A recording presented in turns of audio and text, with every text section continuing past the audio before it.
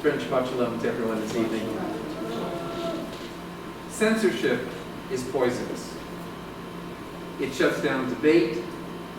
It inhibits free inquiry.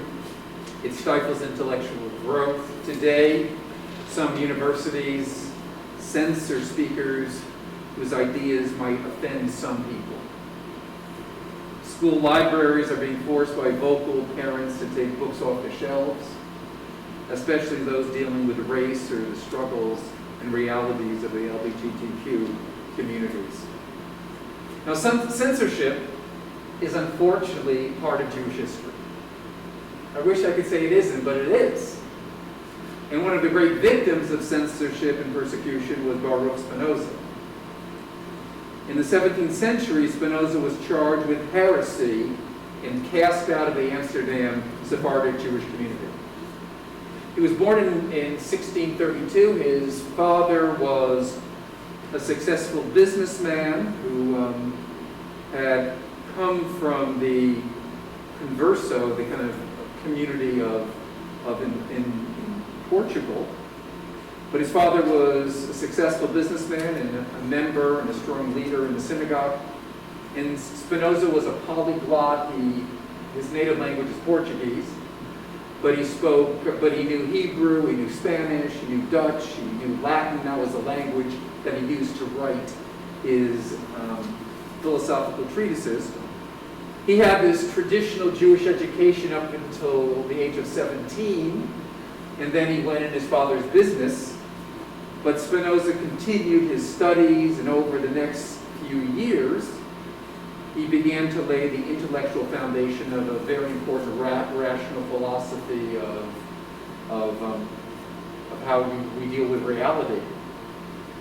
Now, while Spinoza's exact heresies weren't documented, rumors began to swirl in the Sephardic Jewish community. You know, there's never rumors in a Jewish community, you know that. No one's ever talking behind people's backs. But it was always the case, and there was talk about his unorthodox views, in that he started to clash with religious authorities in Amsterdam. It is said that at one point a fanatic shouting heretic attacked Spinoza with a knife on the steps of the local synagogue. And at the age of 24, and mind you, he hadn't written anything at this time, nothing was in print. At the age of 24, Spinoza was expelled under the writ, it's called Cherem, excommunication, from the Jewish community of Amsterdam. Now, this is what we know. It's documented. On July 27, 1656, the elders of the Synagogue of Amsterdam pronounced the following Cherem, or edict of excommunication, on the young Baruch Spinoza. It's a long thing, so let me give you the highlights. I'm going to give you the text if you want to excommunicate somebody, so don't say never gave anybody. Here it is. By the decrees of the angels and the words of the saints, we ban, cut off, curse, and anathemize Baruch de Spinoza with all the curses written in the Torah. Cursed be by day and cursed by night, cursed in his lying down, cursed in his waking up, cursed in his going forth, cursed in his coming in. And may the Lord not want his pardon, and may the Lord's wrath and zeal burn upon him. They're just warming up. The text of the Cherem is short on reasons. There are vague references to horrible heresies, awful deeds, evil opinions said to have been practiced and held by Spinoza. The Cherem concludes with a threatening warning that anyone who seeks to aid, comfort, or abet Spinoza, or read anything composed or written by him, will suffer the same fate. Literally, when you are excommunicated, none of the members of the community can even talk to you. Literally. It must be noted that this was the strictest, most severe ban ever imposed by the Amsterdam Portuguese Jewish community. Now, Spinoza said some incredible things against traditional Jews. Spinoza rejected the providential God of Abraham, Isaac, and Jacob. He rejected a supernatural God. For him, God and nature really are one. He was a pantheist.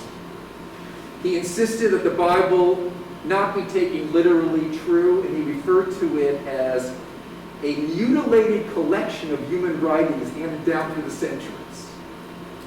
You don't learn that in Hebrew school.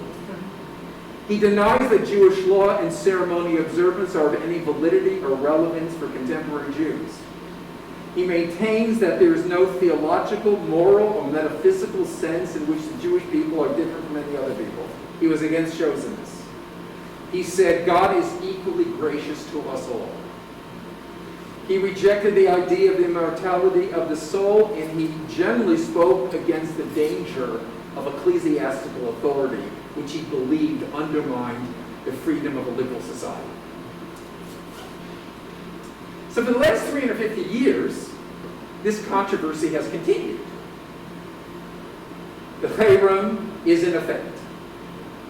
Hermann Cohn, who was one of the leading German late 19th century Jewish philosophers, said that Spinoza was a renegade against his people, apostate who slandered Judaism.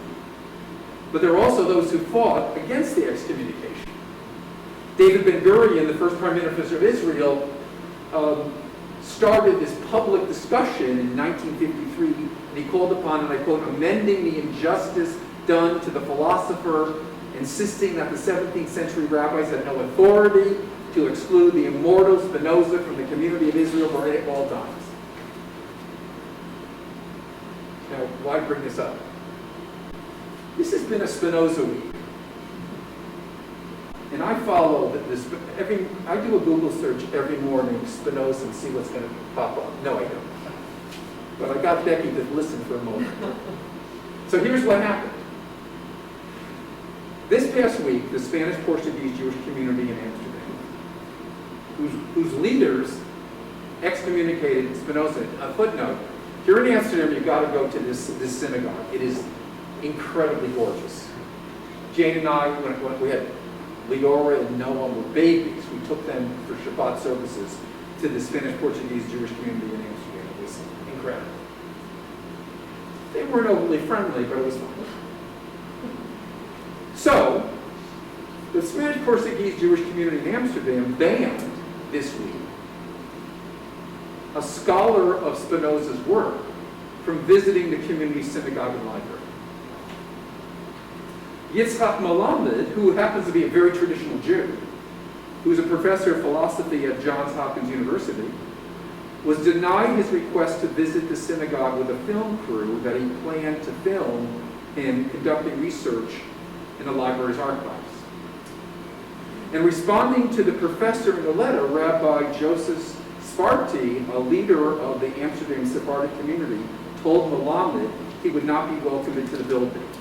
I have a copy of the letter he wrote. I'm willing to submit it to Glenn. I'm going to give it to you. You'll be the record keeper for this message. So here it is. It's on the Portuguese, the stationery of the Portuguese Jewish community. And here's what it says. November 28, 2021. To the attention of Professor Yitzhak Melamed, the Chachamim, the wise people, and the Parnasim, the people like the board members, the people who take care of the economics of the synagogue, of the Kahal Kodesh Talmud Torah, the name of the synagogue, excommunicated Spinoza and his writings with the severest possible ban, a ban that remains in force for all times and cannot be rescinded. This is November 28th, 2021. You have devoted your life to the study of Spinoza's banned works and the development of his ideas. Your request to visit our complex and create a film about the Apikoros. Apikoros is someone who is knowledgeable about Judaism that rejects it.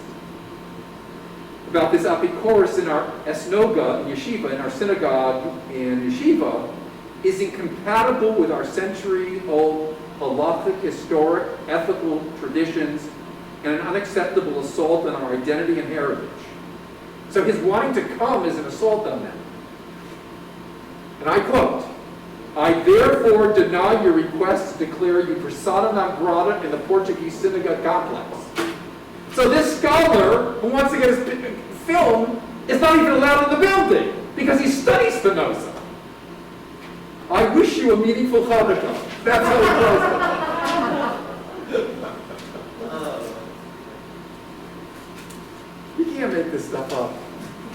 It's not hard giving sermons every week. You just open your eyes and see how crazy the world is. So what do we make of this? Obviously, we're not living in 17th century. In fact, Spinoza's ideas end up being essential for liberal Judaism that we're practicing. Because even when he didn't have the right answers, he asked the right questions. He asked questions about the Torah, about the reality of God, about the meaning of Jewish observance, the chosenness of the Jews. These are the questions that Reformed Jews struggle with today. Reformed Jews are very Spinozian, there's such a word. We feel free to ask fundamental questions. We honor free inquiry. We reject censorship of provocative ideas because we believe that a liberal free society is the best way to cultivate religion. We are Jews not because we're told to be Jews, but because we want to be Jews. Our minds lead us to embrace our tradition. But the story has a happy ending. You know, I put these remarks together, I think, yesterday. And so in the morning, I said, just open up my computer, and there something had developed. The community apologized to Professor Malone. And here is another copy of the letter, of the stationery, but it's not written by the rabbi. It's written by the chairman of the Ma'amad, which would be the board, and the director of the Jewish Cultural Quarter, which is the Sephardic Synagogue is part of. Dear Professor Malamed, this is December 1st. The internet, this became a thing. I wouldn't be talking about it if it wasn't out there. Dear Professor Malamed, we regret that a perfectly normal request to visit the premises of the Portuguese synagogue in order to work on a documentary has led to an international uproar. The letters of the rabbinate of the Portuguese Jewish community that caused this were sent without prior knowledge and authorization of the Ma'amad. The rabbi didn't check with the board. First rule of the rabbinate. Don't go out there unless your leaders are behind you. The Ma'amad, in its capacity for being the sovereign of the Esnoga premises, in other words, they're in control of it, has informed its members that the rabbinate does not have sole authority to declare anyone persona non grata on its premises. No one can say you can't come to this synagogue or use the library. We, the chairman of the Ma'amad and the general director of the Jewish Cultural Quarter, under whose daily aegis the synagogue complex is open to the public, herewith confirm to you that we gladly welcome you to visit our premises to work on a said documentary. It goes without saying that the access includes full, unlimited access to all the resources of the Eitz Chaim, the library.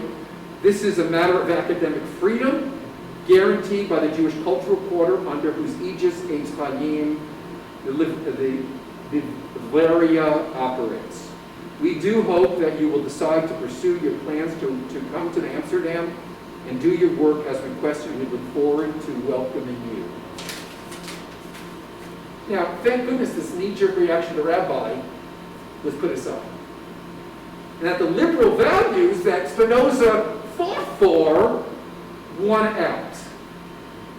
Now, let's look at it this way. It's healthy and appropriate for religious leaders to challenge Spinoza, to speak against him, to point out his flaws, even his dangers. But he was a serious, sincere Jew, one of the great minds of modern time, who was lost to Judaism for hundreds of years because the community couldn't absorb and engage his brilliant ideas. Some ideas are not compatible with Judaism. I agree. But the expression of those ideas is essential for the vitality, even for the holiness of the community. You know, when we stifle thought, we end up destroying the lifeblood of religion. I mean, and that's why, and I say it with, with pride. I know a lot about Judaism. I choose to identify with the progressive Jews. I am very proud to identify with Reform Rabbinate, Reform movement. I mean, that's why I'm at this temple and not at some other synagogue.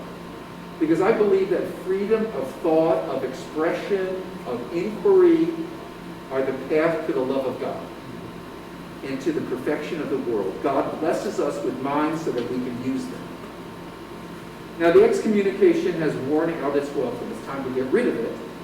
And I was just having a thought. If by some miracle Baruch Spinoza applied for a synagogue for membership, we will fast-track his membership application to the board.